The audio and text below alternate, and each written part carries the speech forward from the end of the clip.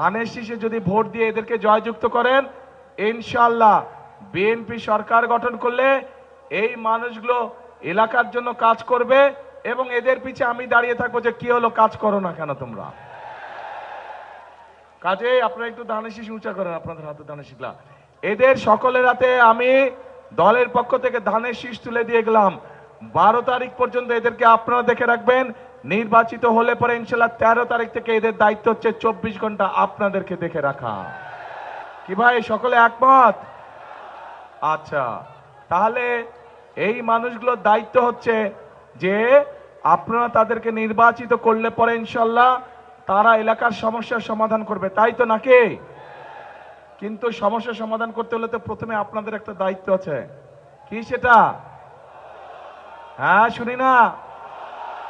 কোথায় ভোট দিবেন? কোথায়? রাইট, ধানের শীষে যদি ভোট দিয়ে এদেরকে জয়যুক্ত করেন, ইনশাআল্লাহ বিএনপি সরকার গঠন করলে এই মানুষগুলো এলাকার জন্য কাজ করবে এবং এদের পিছে আমি দাঁড়িয়ে থাকবো যে কি হলো, কাজ করো না কেন তোমরা। কাজে আপনারা একটু ধানের শীষ উঁচা করেন, আপনাদের হাতে ধানের শীষলা। এদের সকলের হাতে আমি দলের পক্ষ থেকে ধানের শীষ তুলে দিয়ে গেলাম। 12 তারিখ পর্যন্ত এদেরকে আপনারা দেখে রাখবেন।